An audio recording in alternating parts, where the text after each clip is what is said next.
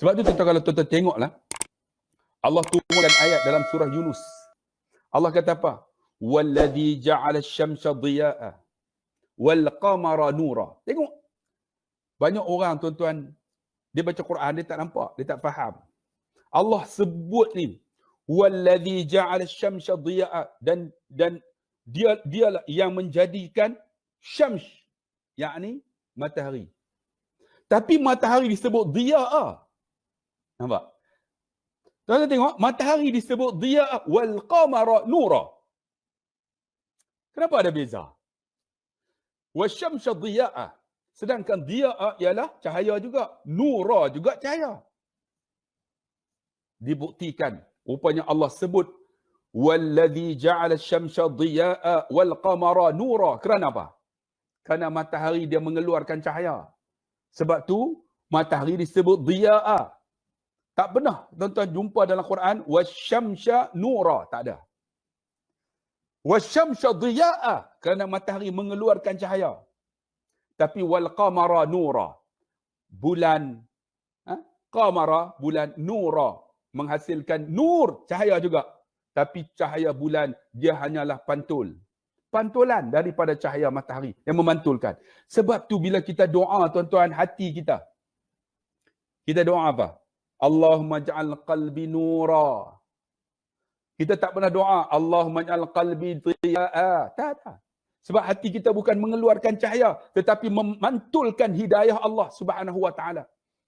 Apabila kita dapat hidayah ini Allah beri kepada orang yang bukan Islam. Macam kita dah dapat hidayahnya. Allah bagi petunjuk kepada kita untuk melakukan ibadah kepada Allah Subhanahu wa taala. Ini petunjuk. Kan Allah bagi kat kita.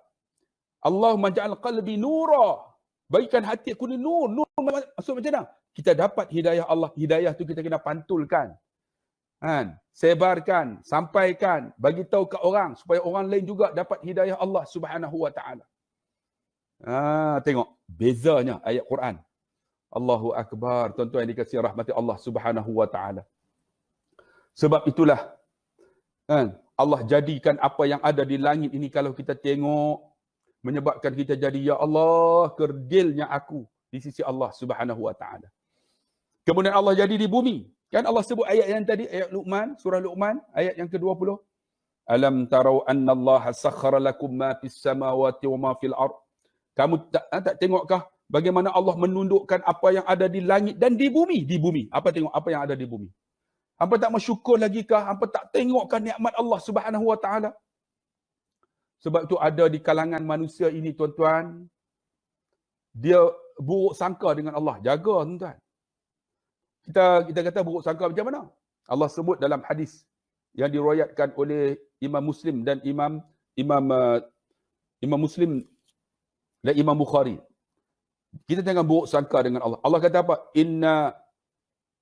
Inna sesungguhnya inda dhanni, di sisi aku ni, dia kata di sisi manusia ni, abdi bi. Di sisi manusia ni dengan apa yang dia sangka. Dalam hadis kursi. Inna inda dhanni abdi bi. Aku, Allah kata, di sisi sangka hamba aku. Sebab tu kita ni buruk sangka dengan Allah Subhanahu wa taala. Jaga tuan-tuan. Kemudian Allah kata lagi dalam hadis kursi itu, ana ma'hu haina yazkuruni. Aku bersama dengan apa yang dia ingat. Maksud dia apa? Kadang-kadang kita ni buruk sangka dengan Allah. Aku segan nak doa, tahu Allah tak terima. Nampak? Allah akan tengok apa yang kita sangka. Belum lagi kita doa abad dah. Aku doa minta dia. Allah tak tengok aku, tak terima. Aku ni banyak dosa, tengok. Sedangkan Allah itu Ar-Rahman, Ar-Rahim. Kita buruk sangka dengan Allah. Aku ni tak tahu kalau mati esok. Nak masuk syurga ke neraka tak tahu. Nak buruk sangka, nampak? Aku ni kalau aku buat ni, Allah tak pernah. Tak pernah jadi lah. Allah. Buruk sangka dengan Allah. Jaga tuan-tuan. Sebab tu Allah bagi kita tuan-tuan, apa yang ada di langit di bumi, cuba tengok tuan-tuan. Menyebabkan, ya Allah, Jangan buruk sangka dengan Allah Subhanahu wa taala.